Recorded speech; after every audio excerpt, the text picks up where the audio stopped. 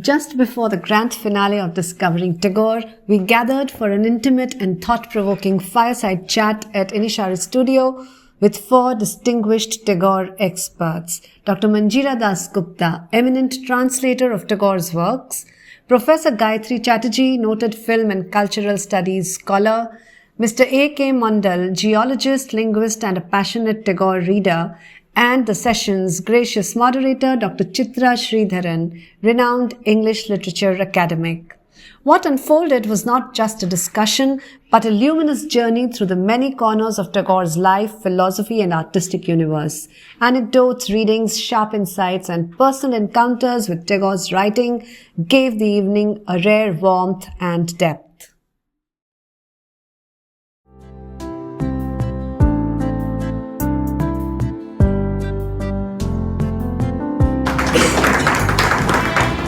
Thank you, Sonali. It's truly a pleasure and an honor for me to be hosting this show today. I'm so happy to be a part of your Discovering Tagore journey. So, as a student of literature, I've always realized that there are layers to every work of art. And with somebody like Tagore, it's several works of art, several genres that he's dealt with. And I think virtually it's like you realize when we are talking about discovering and rediscovering Tagore, we can go on and never reach the end point. There's an infinity of probably not just information but interpretations and so many aspects that you've probably been uncovering through these 6 months. And today with these 3 eminent panelists, let's see what facets of Tagore they unravel for us. So, I'd first like to sort of address my question to Gayatri. What was it that, or what aspects of Tagore would you like to introduce us to today? Thank you.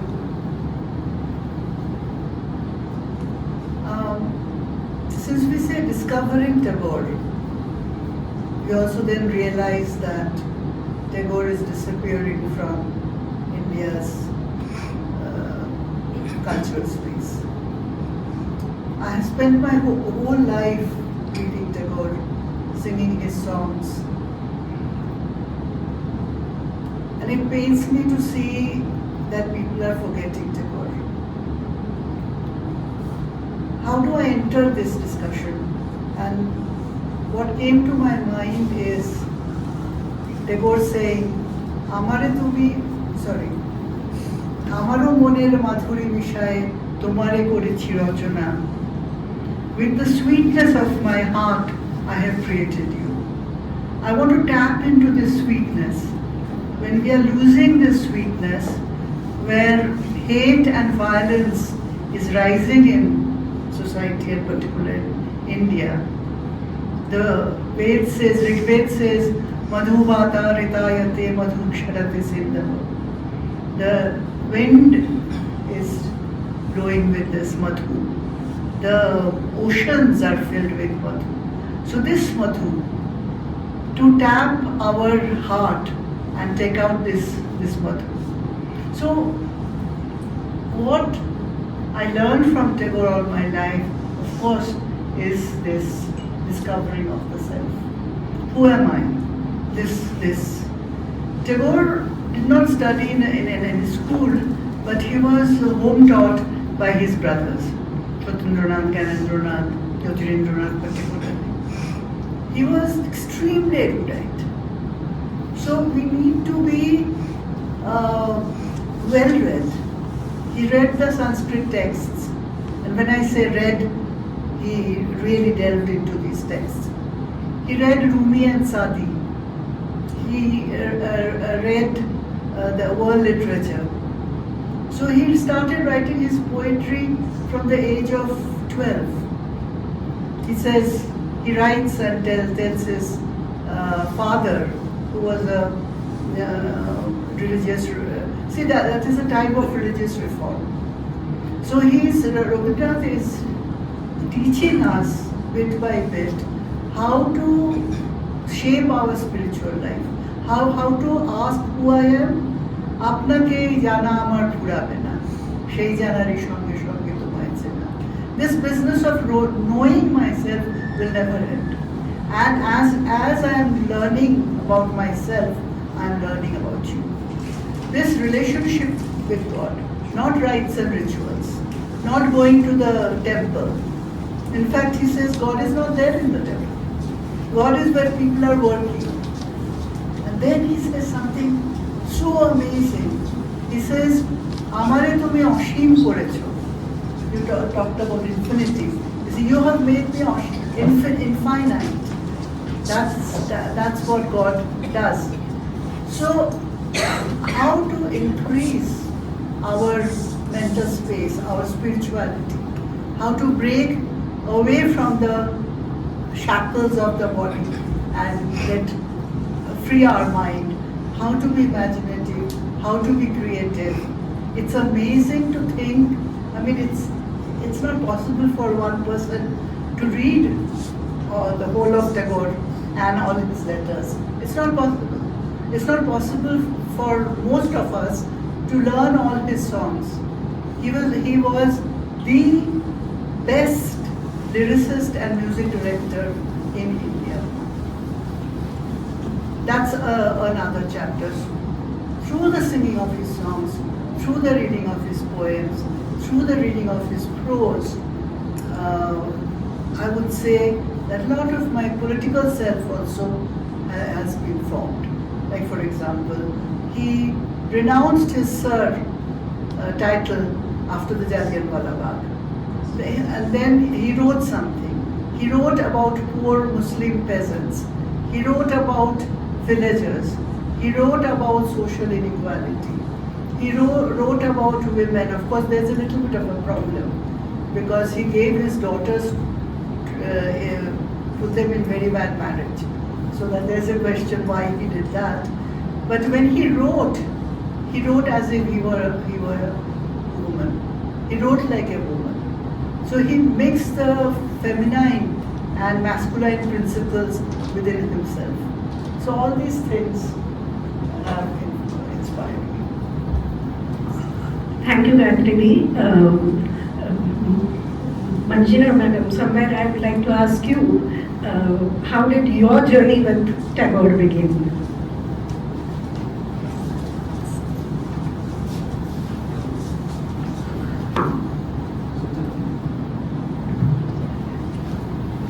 Thank you, Chitra, and thank you, Gayatri, for that incisive discussion. I would say I discovered Tagore when I was about 3 to 4 years old, being tucked into the bed by my father, and I would ask him, Baba, shei ganta koro. Father, sing that song, and that song was a midnight song in Darwadi Kannada. I didn't understand any of the ragas or words, but somehow I understood that this was the song to put someone into sleep, someone to soothe someone. So, without knowing the words or the intricacies of the ragas, we really got into Tagore's songs before we discovered other aspects of him. And then as we went to colleges and universities,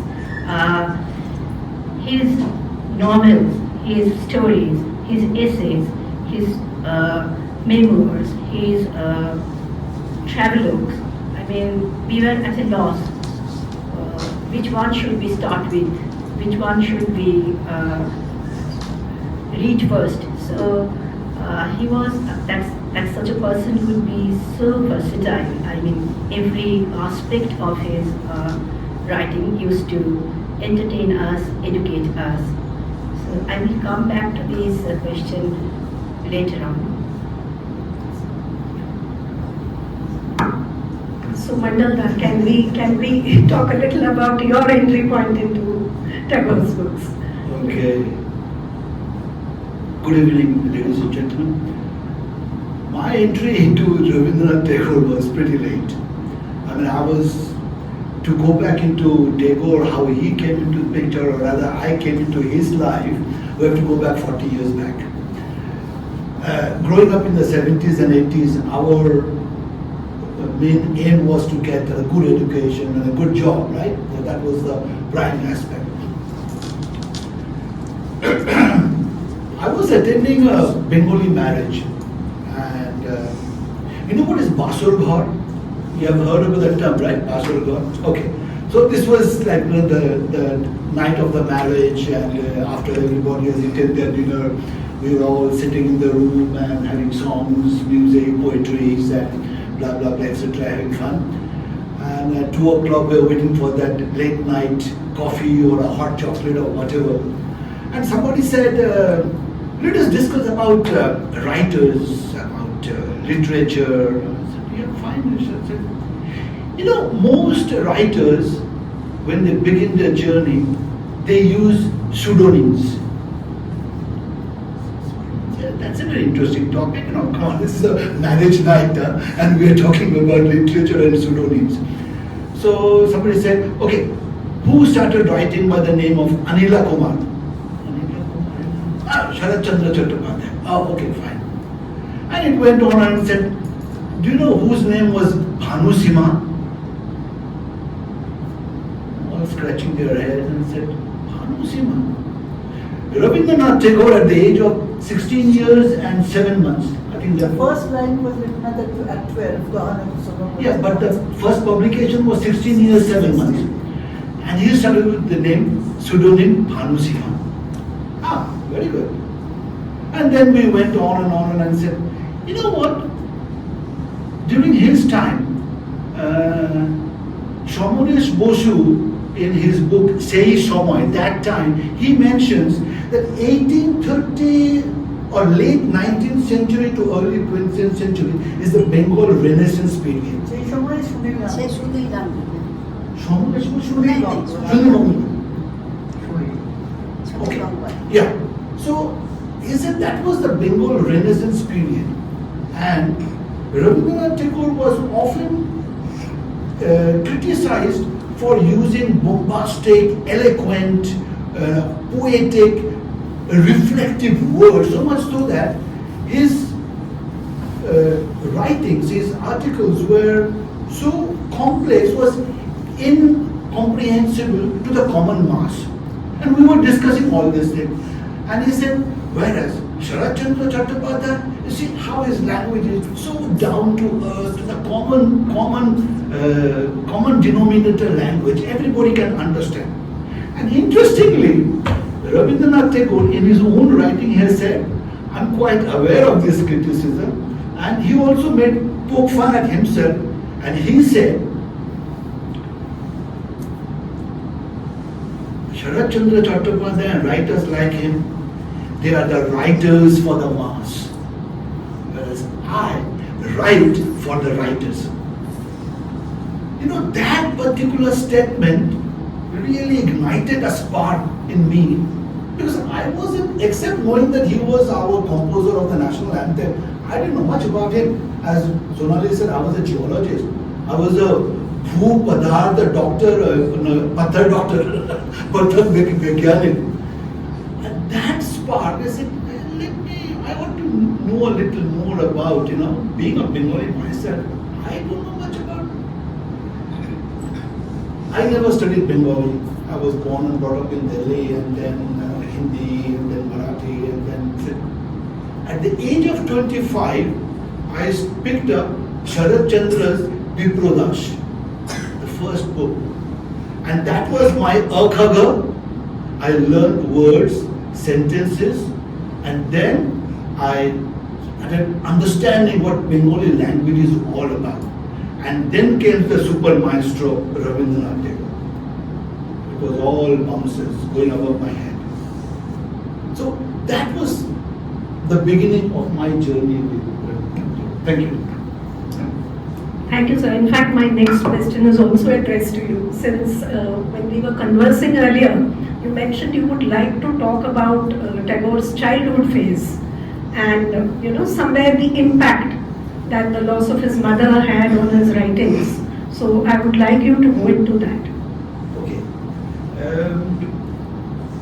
As you know that being brought up in an aristocratic family, Rabindranath, as Gayatri ji mentioned. He was the conveyor of Raja Ram Mohan Rai Brahmo Samaj. So, when you have an aristocratic background, the circumstances go back to 1860s, 1850s. There was a Khore and Bahire. There were two different worlds. The ladies' world in interior and the outside. And Rabindranath Tagore, having lost his mother at that ripe age of 14, where the longing for mother is very acute. That is the time when you start phasing away from your mother and going into the outside world. But his happened 10 years ago. Since the age of 5 and 6, he was probably brought up by the manservants. So, through his writings, if you want to know a person, the mental makeup or the psychological bent, either you listen to him or you read his works. And all we can do is read his works. And this is my understanding. He wanted more time with his mother. In his notes, he writes, "Mother was always indoor and she calls me only when she needs me. And what about when I need her?" His longing for that affection has been repeatedly, if I may say so, has been expressed in his poems. In his collection of poems, Shishu. There are several poems, and all touching that, not exactly the longing. The most important part, I feel, is the void. The void of his mother's affection at that ripe age when you wanted them most. And there are so many poems about his mothers, about love, sorrow. Even in Gitanjali, there are several poems which touches on those particular subjects. To cut short the whole story, I will just go through one particular story which I feel was really extracted the pangs of his heart. And the story is Chuti. I don't know how many of you have read that. Chuti. And the literal Bengali translation would be homecoming. Homecoming. And the protagonist, the boy, is a 14-year-old boy. Remember, he lost his mother at the age of 14. Sorry. And 14, Chakraborty. He's a rural boy, mischievous, full of adventure, climbing trees, stealing mangoes and guavas, jumping into the river. So because of his mischief, having lost his father, his mother decided to send Forte to Calcutta at his mama's place so that he can get a better education. Village में क्या होगा, कुछ पढ़ाई वढ़ाई कुछ करता नहीं है, बदमाशी कर रहा है, उछल कूद कर रहा है मंकी की तरफ. So knowing that he is going to Mahanagri, that's a great adventure for him. Yes, I want to go there. The initial enthusiasm was soon lost when he came to Calcutta under a very restricted environment. Now, relate this to Rabindranath Tagore's childhood. Restriction. I cannot go any place I like. There is no more trees to climb, no ponds and rivers to jump into. So he was a withdrawal symptoms within himself. Now, when I say all this thing, try relate Rabindranath's childhood, the same thing. And he kept, after a few months, and he said, "Mama, मैं घर कब वापस जाऊंगा?" No, remember, घर here means mother. मैं घर कब जाऊंगा? बच्चा भी जब बोलता है ना किसी के और किधर भी घूमने गया, बोलता माँ बाड़ी जाओ. He says, "Mama, I want to go home." Go home means I want to go back to my mother. That's what a child wants. So similarly, Fortic is asking his mama, "Mama, मैं कब घर जाऊंगा?" Mama said, "अबे ठहरो, अबे दुर्गा पूजा का छुट्टी आने का टाइम देर है, जब छुट्टी मिलेगी तब जाएंगे." No, the story continues with his pangs, his unhappiness, his hateful life, he is slowly and slowly beginning to hate everything civilized. He wanted to get rid of all these restrictions. So towards the end, he runs away. He runs away because, okay, you know, in Bengali, Mama and Mami. Mama is very dear, but Mami is always very strict. So he often loses his book, or he wants a new pencil or a pen, but he cannot dare speak to his mommy because the mommy will give him 2-3 slaps. So he didn't want to tell her, and the next day he vanished. He is not at home.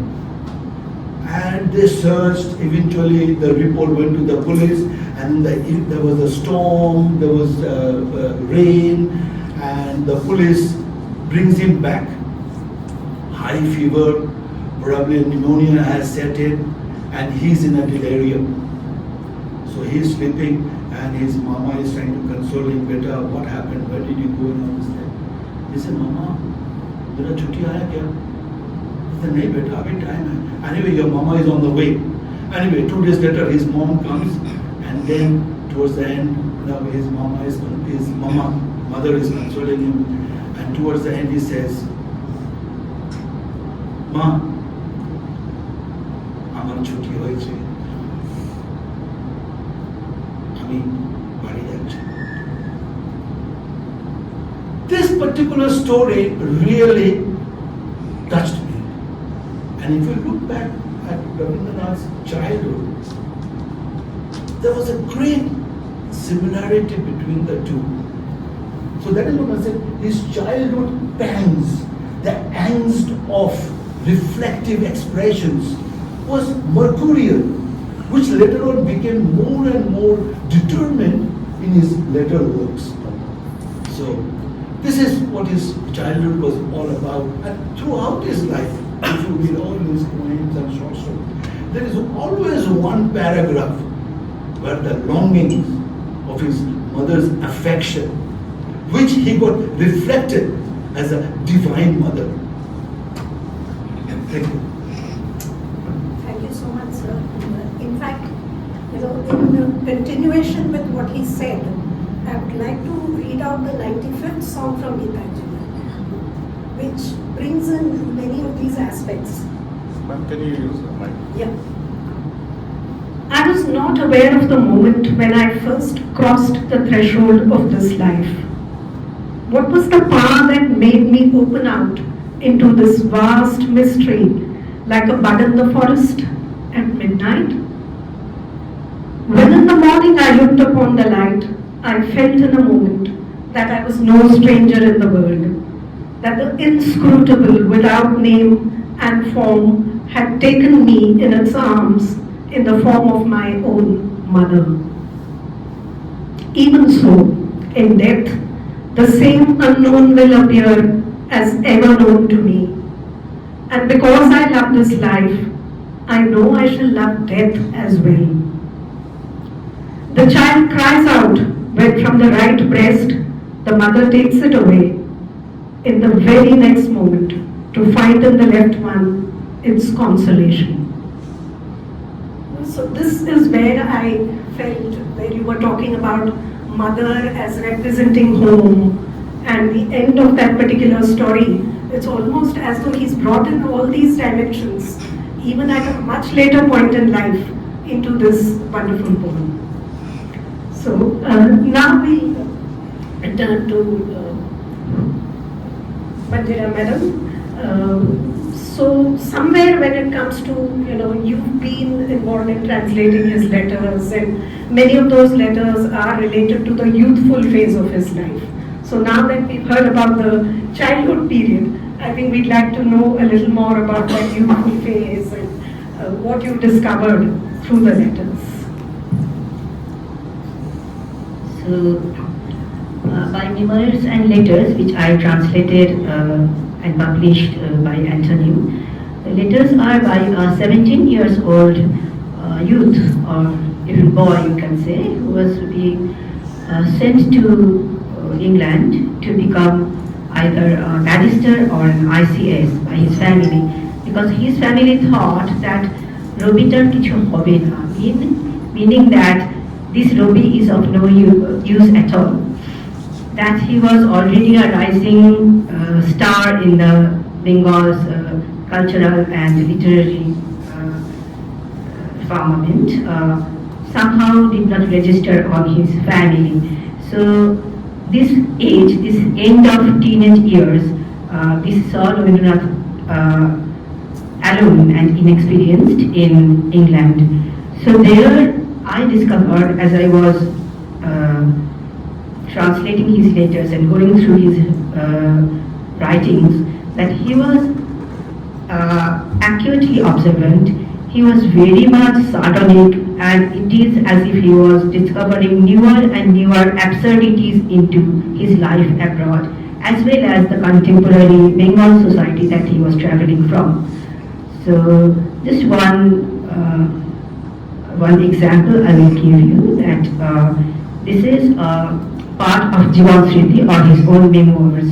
So in that Jivan Shriti there is a portion called Bilat, and there he is describing his torture at the hands of a British civil servant, the widow of the British civil servant. So this widow, she used to call him Ruby, not Ruby but Ruby, and there was a very atrocious requiem that she got translated by somebody and set it to Bihagrakini, and it was Ravi's nemesis. He had to sing that atrocious requiem wherever he went, at parties and all the British, they were very much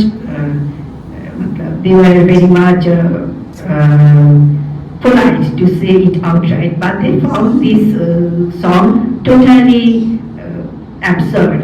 So that was his nemesis, sort of, that he is finding his understanding that these people are finding his song quite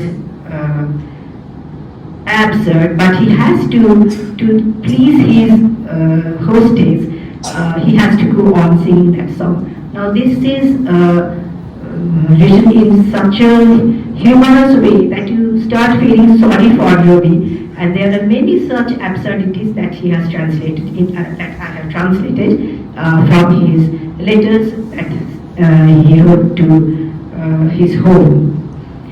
I think we will go to Gayatri.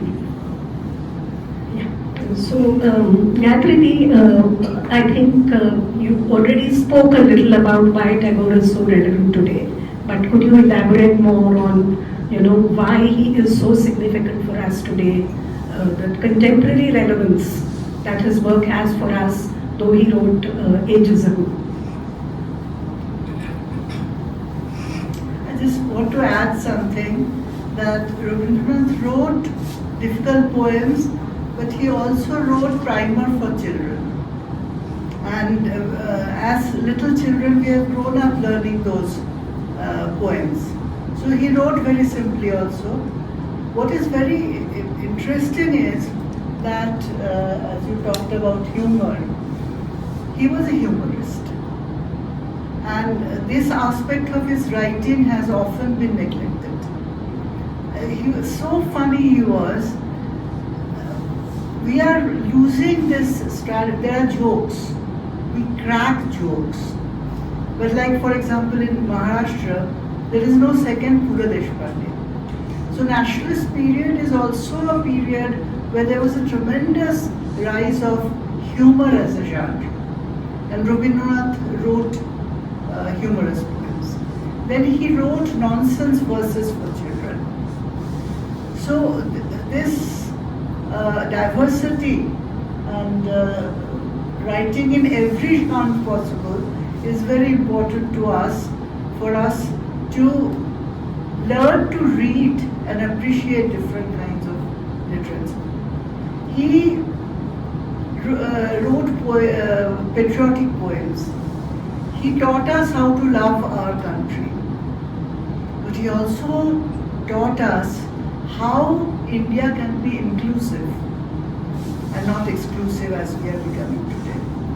In a poem, long poem, he says, Shak Hundal, Pathal Mughal, and the The Shak, the Hun, not only Muslims. The Shaks came, they had a dynasty here. The Huns came, Pathan came, Mughal came, and they mingled in one body, which is the great sea of humanity, which is India. Saying this India, Mother India, will be consecrated. How she will be consecrated? It's unbelievable what he's saying. It gives me goosebumps even now to think, every time I think of the poem. He says, Shabar poroshe povitro kora tirtho nire, with the water that everybody has touched.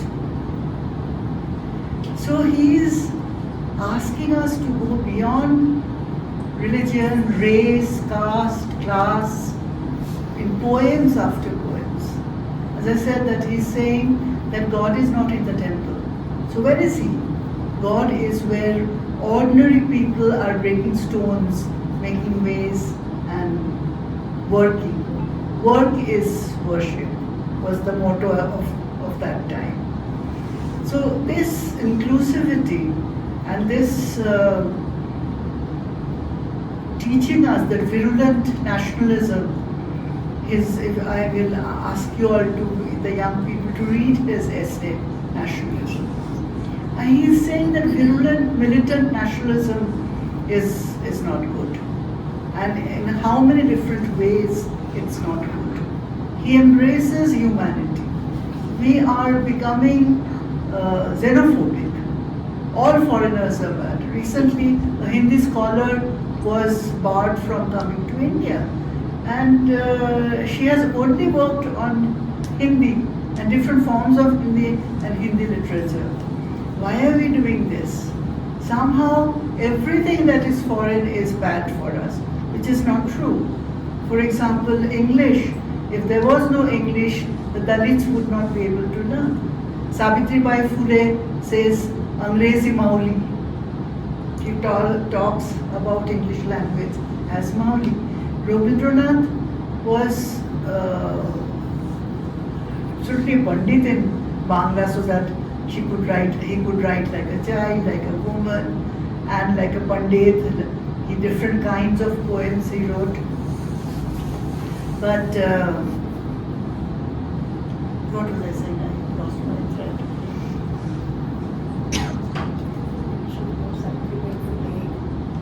Yeah, nationalism I was talking about. So it's really time to learn how to love our country, but not be egoistic, not be militant, not target a particular community or particular communities, or encourage class divide. This is why Rabindranath becomes so relevant for us. His texts are something to do with this. I think God is not in the temple. This poem was struck out by NCERT. It's gone out of the syllabus. So we are forgetting Rabindranath. Next is the song. He gathered music from all over the world and he created music. It's unbelievable by balancing word and tune. Word was not more important, tune was not more important. You can read his songs as poems, but when you sing, then you realize that it's perfect. You cannot change anything in his song. Today, we have lost music. Today, like Javed Akhtar talks about how Hindi film music has gone down, standard has gone down. But for us, music means Hindi film music. There has to be revolutionary music and country songs and group songs. There should be different kinds of songs. Rabindranath wrote all of them. Rabindranath wrote a song on every state of our mind. And whatever I'm feeling, then I can choose a song. So it's very important that we go back to music. Somehow we loud Loudness has become a hallmark of India. Loud music, loud mic, singing songs and in groups. Why Rabindra Sangeet we must follow notation? Because we can take a song and all of us we can sing together. So this kind of song was not there in India. Classical music, whether it is classical music or folk song or bhajan. Bhajan is something which a lot of people sing together, but that came later. People singing together. Rabindranath created music which a lot of people can sing together. So all these things are important for us today. To become musical again, to be sensitive again, to think of our different senses and be delicate about it, sweet about it. Thank you so much for those wonderful insights. Again, I would like to pose a question to Manjira madam. You spoke about that sardonic, sense of humor and the way he looks critically at the West. But in spite of it, there was this assimilation which was also happening simultaneously. And he was able to bring in somewhere a blend of Western music with Indian music, when he came back to India. So could you just elaborate a little on how this, was happening simultaneously? Yes, in fact, it's something that Sonali and team is going to present tomorrow. Rupantar. Rupantar means transformation. So what is happening here is Rabindra Sangeet, it is an amalgamation of so many types of tunes and words. Something that we call the bhav. Bhav is in the words, in the lyrics, and sur, that is in the notes or the melodies. So whenever a new type of music presented itself, or something in India's own Bengal's or India's own theoretical musical past, Rabindranath has a knack to adopt that melody into his own notes or into his own songs. Song creations, that is so astonishing, because sometimes he would take the melodies of the Western song or the vowel song, and Western song, in fact, he was keeping transforming from a very young age as well. Like when he went to England for the first time, to his trained ears, some of the Western ballads, not so much Western classical, but the ballads seemed very attractive. So he took those ballads, the music, the melodies, and he garlanded them with his own words. So in the result, what we got was a very unique sort of music. So that was one way. Another part was where the melody would be his own, but the notes or the poem would be some other, maybe foreign poets. So these are the ways, and many other ways also, these are the ways in which Tagore brought in Indian music, a very varied sort of bouquet of songs. So I urge all of you to attend tomorrow's program, Sonali's program. It's a fascinating program where you will see how the transformations and transcreations take place, and different age of the poet. That is also something important, that when he grew more mature, perhaps he did not like some of those earlier transcreations. So if you look at the songs in his mature years, you will find lesser of those experiments. These experiments are, very characteristic of his young years. So watch for tomorrow's program. Thank you. We're really looking forward to tomorrow's program. I think again in the Just big add something here. Also, what is less discussed is his pakad, his understanding of Indian classical music. He grew up in his childhood, he grew up learning flute. And what he did was very, very interesting, is all Indian music like ghazal and film songs have two verses. The verse that repeats and another verse. What he did was he created song of Chartuk, the Astra Antara Abho Sanchari and Sanchari Sanchari. Chartuk. And he made his songs dispersive.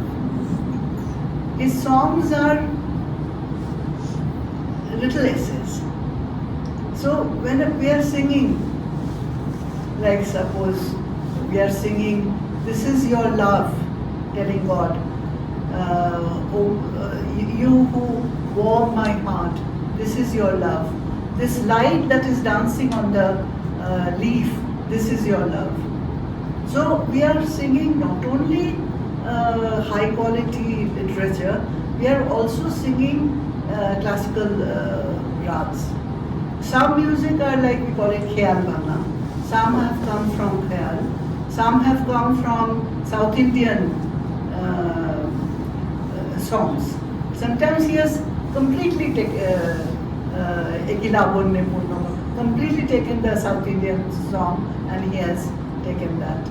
So his songs are balance of word and music. The only person who comes close to Rabindranath in writing songs and giving music to it is Salil Chaudhary later. Nobody in India has done this, that lyric, a marriage between lyric and music. And when it comes to music, he's taken Indian classical music. But so if you learn Innishari, you have to learn classical music. It's very important, but it is not like a rag pradhan song. It's not dry like a Sugam Sangeet. It's not Sugam Sangeet. It's a completely different creation. So it becomes very important for us to understand his creativity, appreciate his creativity, and it was happening. Like when we were children, so many of his songs were translated in Hindi. So many, and we used to take Rajdhani Express, and Rajdhani Express is to play those songs in Hindi. So that practice has gone on. There was one lady, Kamla Bhagavat, she had translated Tagore songs into Marathi. Excellent translations, keeping the music intact. So these sort of projects, I think we need more. You were asking something. Thank you. Yeah, this was related to, you mentioned something about Tagore's depiction of women earlier. So again, I'd like you to somewhere talk about it because, one realizes the empathy which is there, and yet maybe by present day standards, people would not want to look at him as a feminist. So could you talk a little? No, there's a lot of feminism in him. Like, for example, in his story, Sreedharan. In Sreedharan, a wife who has no complaint about the husband, she leaves the marriage and goes away because a young widow has been ill-treated. So his women are very literary figures there. They are extremely cultured. When he was 7, I think he lost his mother at the age of 7, no? 14. His sister-in-law came in, and his sister-in-law became a conduit for his literary creation. Then there were his sisters. Then there were sisters' daughters. They all were writers.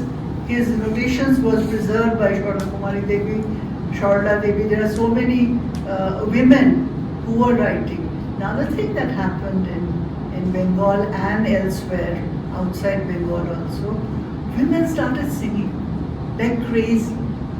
So it was a liberation, and also when he wrote poems, plays, he took the troupe, men and women, to Baroda, Ahmedabad, Lucknow, Delhi. He toured with his theatre company, and when I was teaching in National School of Drama, I saw so much of his set design. It still carries the memory of Rabindranath's set design. Women's fashion, the way Shantiniketan women wore their saris, wore blouses that did not match. They mismatched their blouse and sari. The way they put their flower in their hair. All this was encouraged by Rabindranath. So that Indira Gandhi was sent to Shantiniketan to learn all these things. Where he lost out Rabindranath is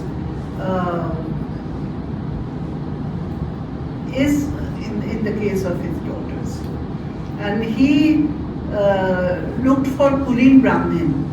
He was kind of a Brahmin, and he looked for a Kulin Brahmin, and all his daughters, they suffered in their marriages. So there suddenly he became a narrow-minded Brahmin when he gave his daughters. But daughters were also they were taught to read and write.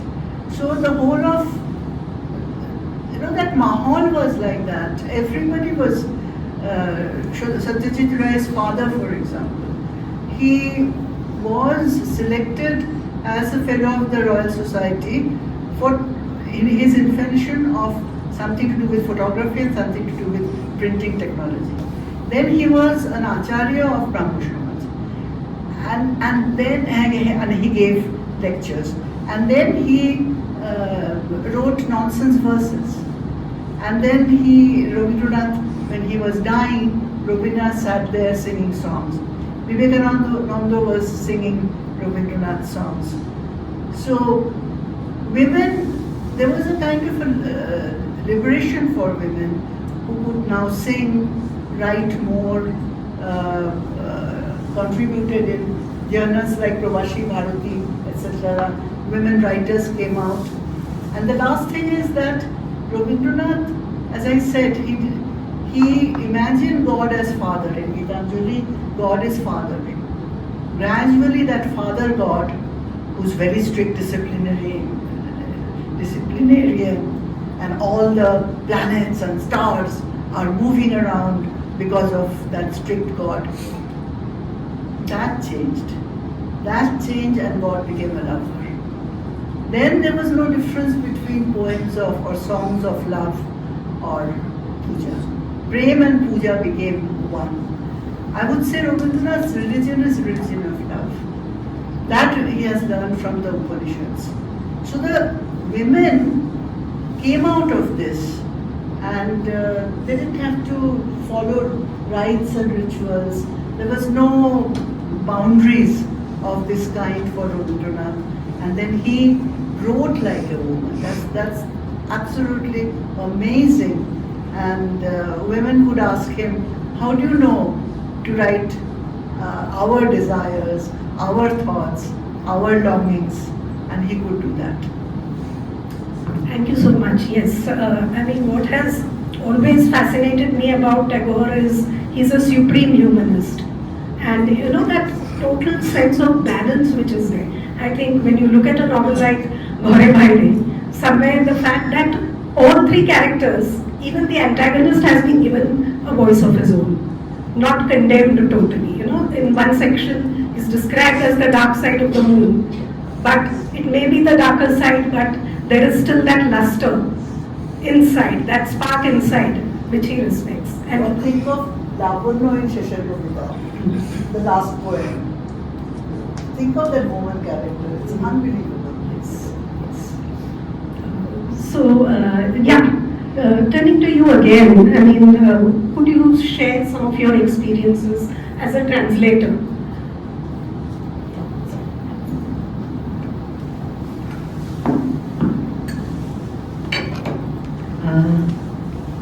So a challenge as a translator, there are many challenges. First, the most obvious one is the language. You are doing a cross-cultural thing here. But the second, more serious, I would say, is the content. Because even if you translate a word for word, something you are translating word for word, you cannot actually convey the thought or the feeling or the emotion or maybe the incident that is there in the original one. So yes, translation was very, very difficult in this case, as Chitra suggests. But then after a while, you fall in love with his stories, or what I did was memoirs and letters. So I discovered that there is also a rhythm and a pattern here. So if you can catch at that, maybe your task will be less difficult. You have a translation. Can you read out a translation? I don't have the.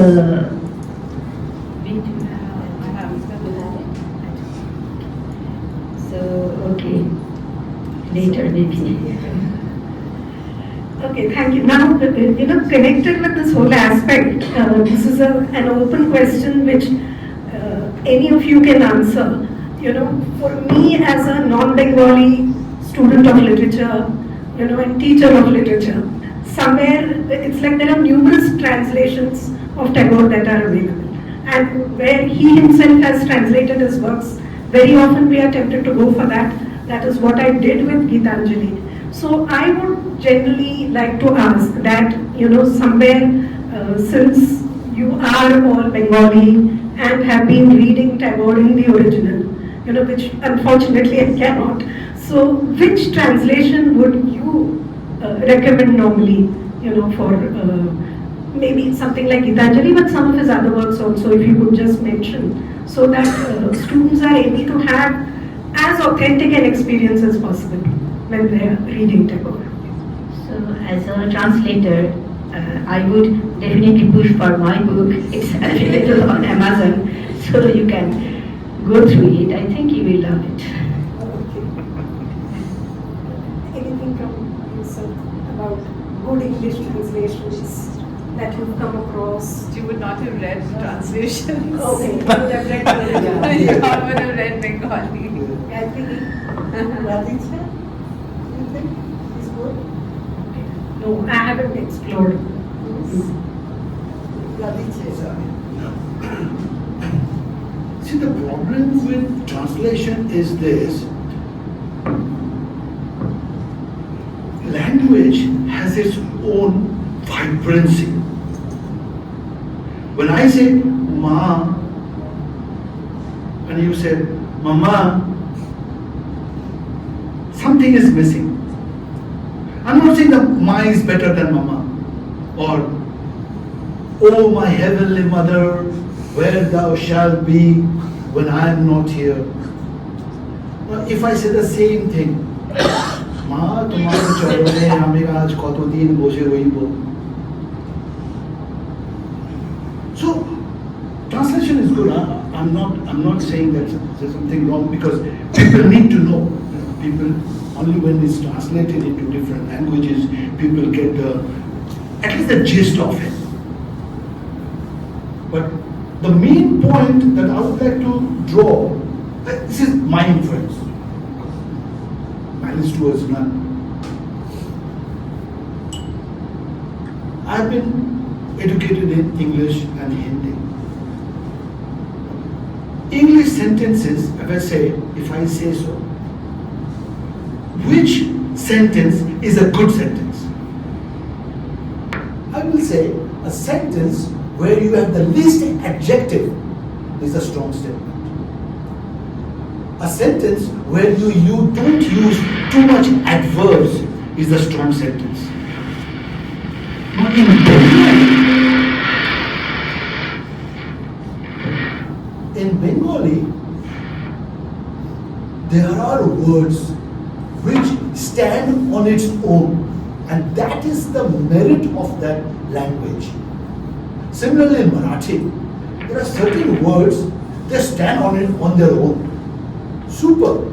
So is Tamil. Tamil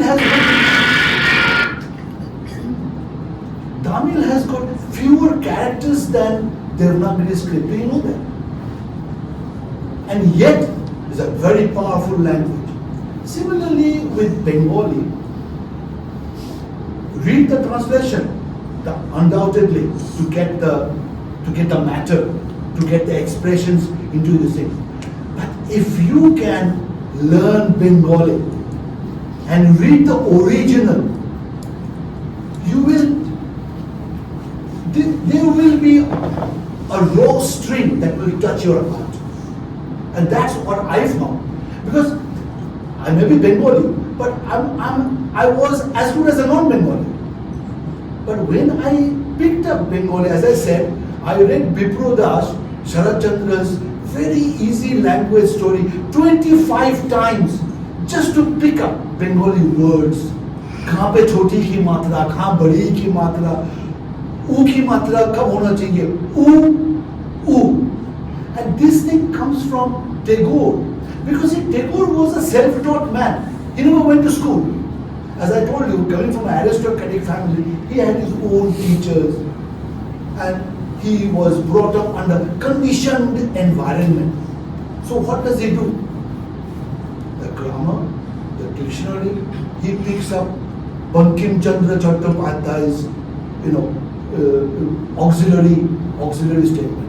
And he picked up which word would represent a singular word. I am very well. No, very is an adverb. Is an adjective describing another adverb. I'm well. Well is an adverb. I'm very well. Very is an adjective describing well. But if I were to say that in Bengali, I don't have to use the word very. Bhalo achi. In many of this thing, like the noun is absent. Me barai. আমি ভালো আছি আমি বলবার দরকারই নেই because আছি আছো আছে the moment I say আছি I know I'm talking about first person singular. So that was the thing which I want to say about that. Translation is good. Read. I have not read many translated books of Rabindranath Tagore, although I understand 86 languages. 86 languages his works have been translated all over the world. And I, of course, definitely I read in Bengali. So that's would be a request, that humble request. If you know Bengali, very good. If you don't, read it. There is a sweetness in that Bengali. Of course, undoubtedly, there is no verb and there is no word in Bengali. Thank you, sir. I think that's truly thought-provoking. Somewhere always trying to learn the source language would be the best way of approaching a literary work. Can we now throw it open to the audience for your questions, for your perspectives on Tagore? Or you want to add something else, Why not? We are also learners. কি হলো সবাই চুপচাপ নির্বাক হইয়া বসিয়া রইয়াছে আধারের সময়ে কাটিয়া যায় Give us a moment, we were not digesting. I'd like to mention, like Sir said, so Coleridge mentioned, he was obsessed with Tagore, I would say, not fascinated, but obsessed with Tagore. So he went to Chatterjee to learn Bengali because he wanted to learn Tagore's original works, and then so I'm reading right now one of his books called Mukam Shantiniketan. When he went to Shantiniketan for the second time, so this book basically his wife collected his notes from his diary and then certain translations of Tagore's letters that he has made, and then it was published posthumously. But a very, very endearing book to read. It's called Mukam Shantiniketan. you so rightly mentioned about this emotion factor, which, while translation, this emotion is very difficult to bring it out. Yes. I remember she didn't mention, most probably she forgot. There had been days together since I had been watching her doing this over the last 2-3 years, this translation part. There had been days together she had been very upset. This line I'm not finding the right words to translate. I was a very painstaking translator. No compromises. So I agree with you. It's very difficult to bring out that same sense, the same emotion. Translating, I think it happens with any other language. Yes, it's not only from Bengali to English, or it would happen even if you try to translate Wordsworth or even Shakespeare into Bengali. Yeah. That would be equally difficult. That would be disastrous. Right. And also,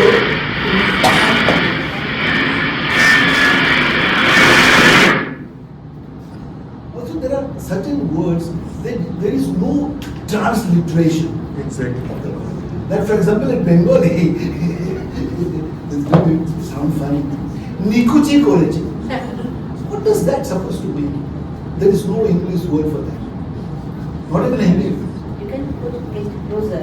Damn it. If you say damn it, I think it pretty much translates what. But it doesn't bring out the same sense. Yes, exactly. So that was the essence of the word. That is lost somehow.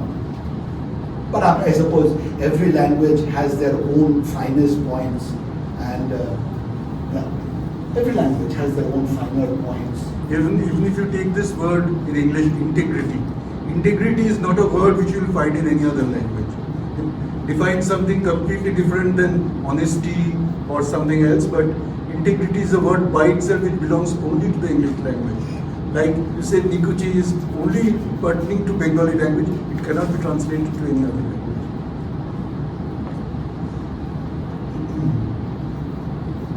Dharma cannot be translated into English. Dharma is not religion. Yes. There was a lot of connection between the Maharashtrians and the Bengalis. In fact, everyone was reading everything. Ashok Kelkar, Ashok Kelkar the linguist. Yes. His wife is to read every translation, whether in Marathi or Hindi or English, of Bengali literature, particularly Bani Basu. She is to read. So similarly, we have read translations of Indian languages. And as translation theory goes, there is transcreation and then literary translation. I have done a fair bit of translation while subtitling films. What I have tried to do is keep the consonants. If there is an alliteration, then use alliteration. If there is rhyme, then keep the rhyme. So that's how I have tried to do it. But mostly my way of translation is like word by word, so that people know what words are being used.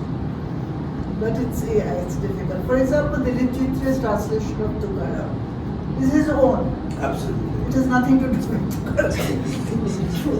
So we also struggled. So when we were doing this recitation, so the poetry is so layered, and we wanted to do it in English, Hindi, and Bengali. So the Hindi translations we were not able to find.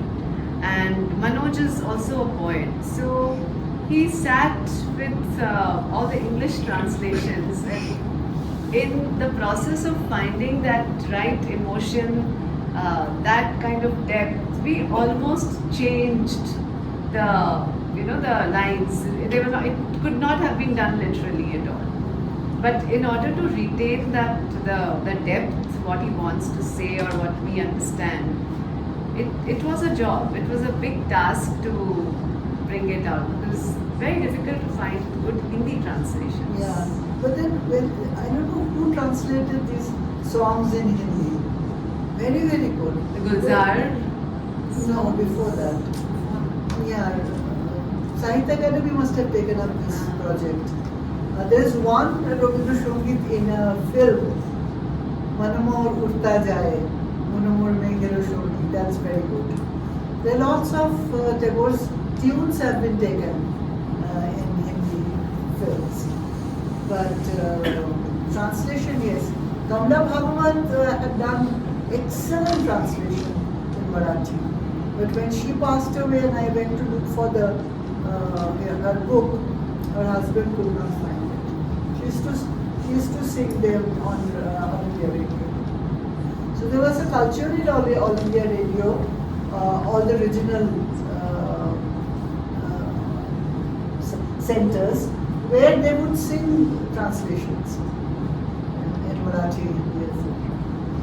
I don't know how those can be found.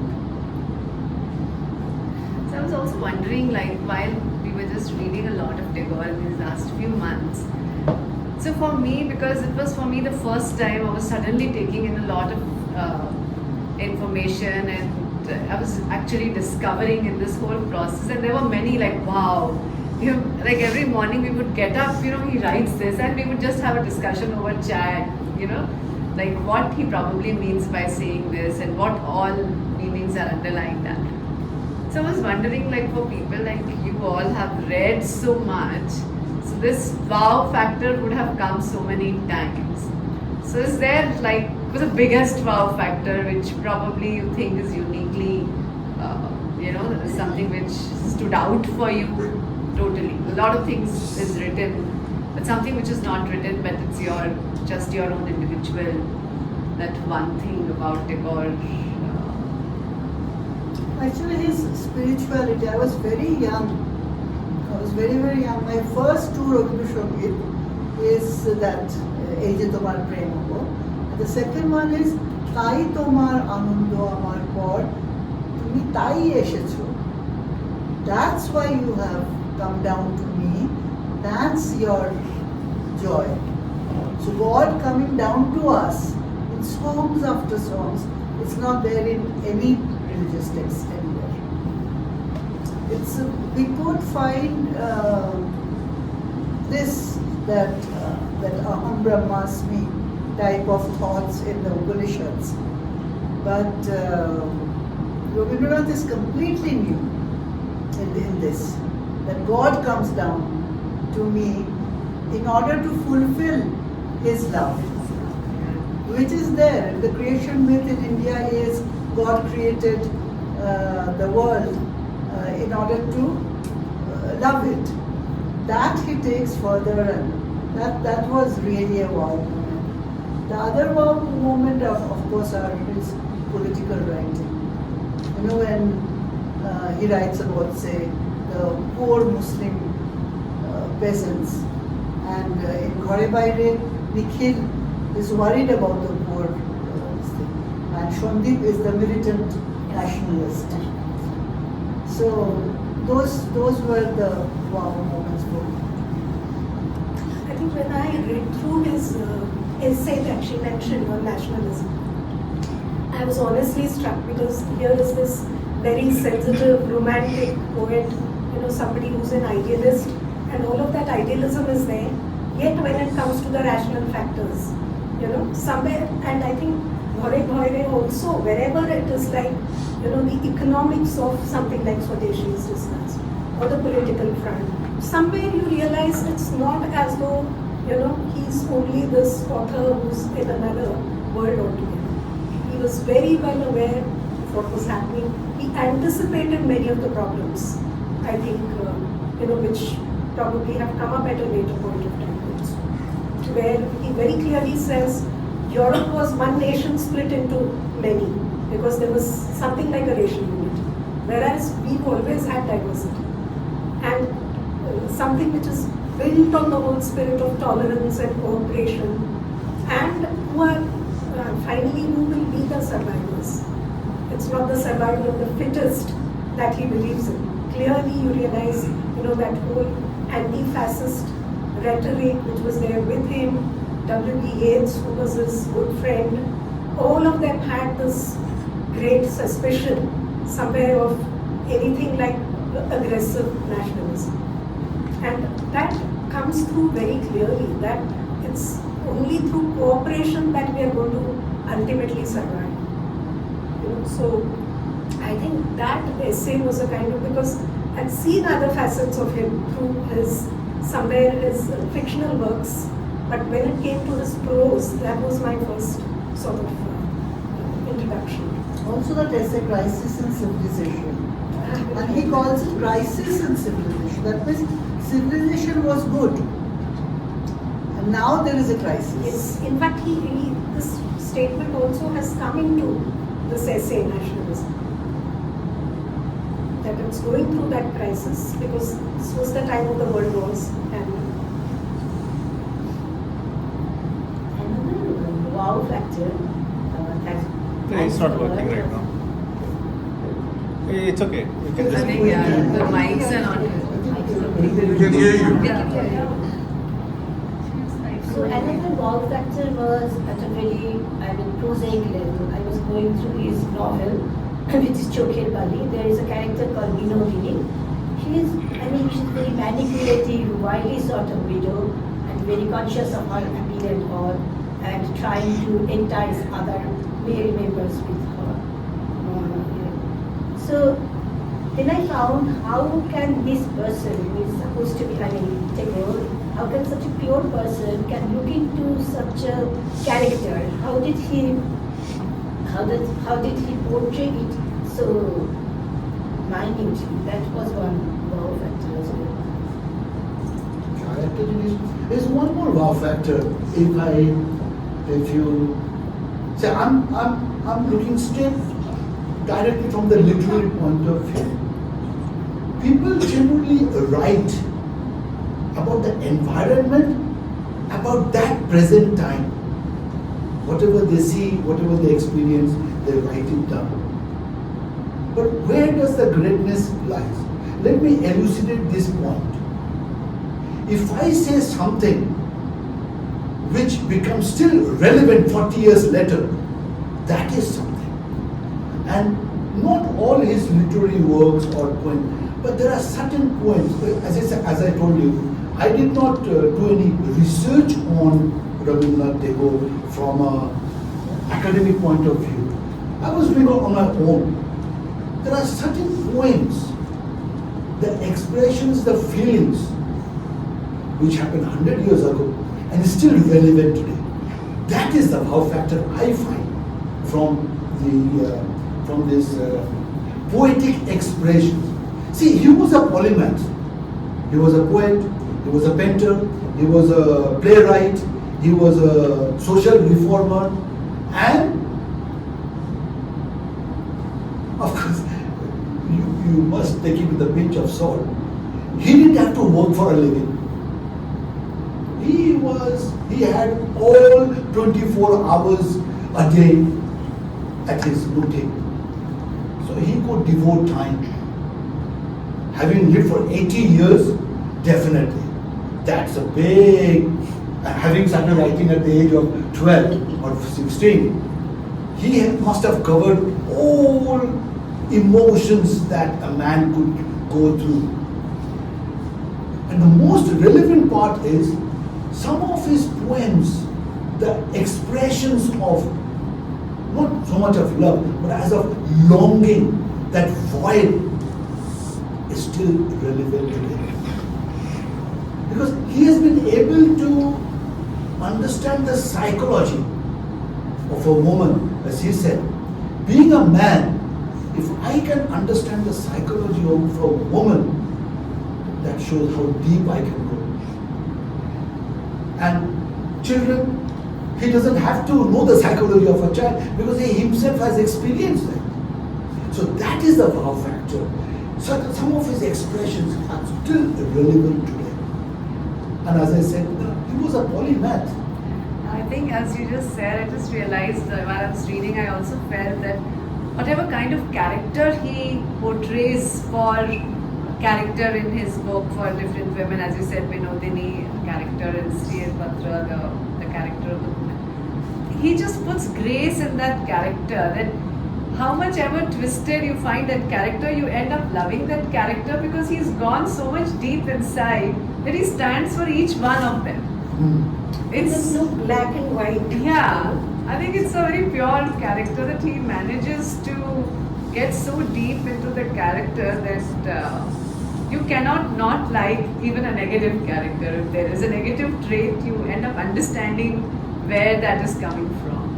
So I think that was very interesting. That's how, for me, that was one wow factor I felt that was said. One thing Sonali said I write, so I started writing after probably chancing upon, I forgot where exactly it began, but some Tagore works early during my engineering college when I did lesser of engineering and more of other things.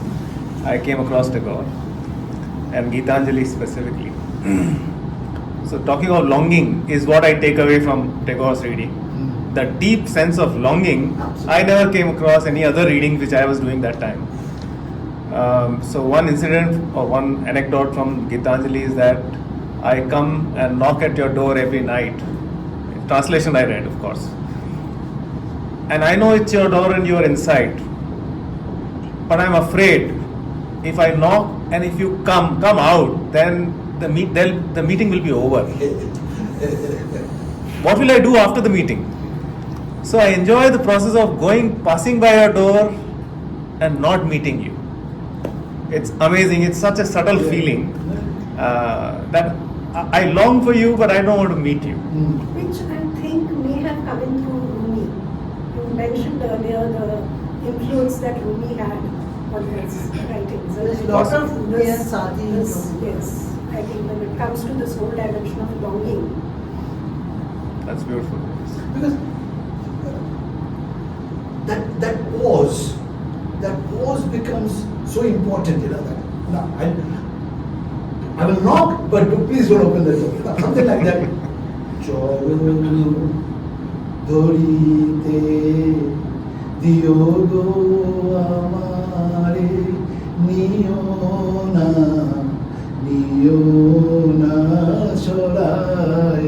I want to touch your feet. I'm telling you, please don't move back. But I haven't touched your feet yet. You see that those classic sentences, and that is where the greatness lies. I think because when Tagore makes you think, because the layer are so many in a character, like how you said, like the Vinodini. There is a part where Vinodini sits with the letter of Mahendra and the words are like Dabodahe tar chokta jolche. Like she's trying to cry but she's not able to. That one line makes the character human. Makes the character, when you love that character in that one sentence. And that's why after so many years we are gathered here and we are talking about Tagore still. So it makes you think. Yes. That's the main thing. True. Architecture, come on, bring out some more points. Whatever you think, whatever you feel. So, integrity. I think the closest Bengali word that can come to is Shatota. Shatuta is honesty. Honesty. Integrity is something well-rounded. Yeah.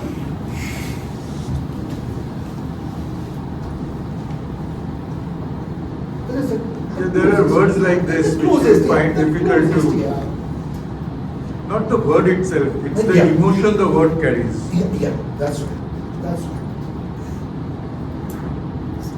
Thank you so much, everybody. I've enjoyed the session thoroughly. I hope you did. And if you don't mind, I think we'll let Tagore have the last word. Though, unfortunately, that's going to be in English, not in Bengali. So, this is the last song from Gitanjali. In one salutation to thee, my God, let all my sense spread out and touch this world at thy feet. Like a rain cloud of July hung low, with its burden of unshed showers, let all my mind bend down at thy door in one salutation to thee.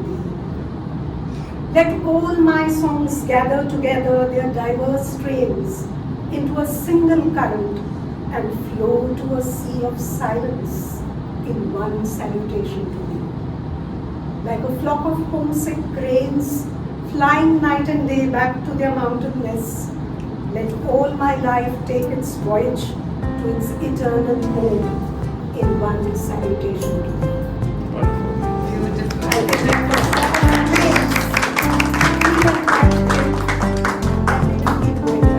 We really enjoyed the entire discussion. It was fantastic.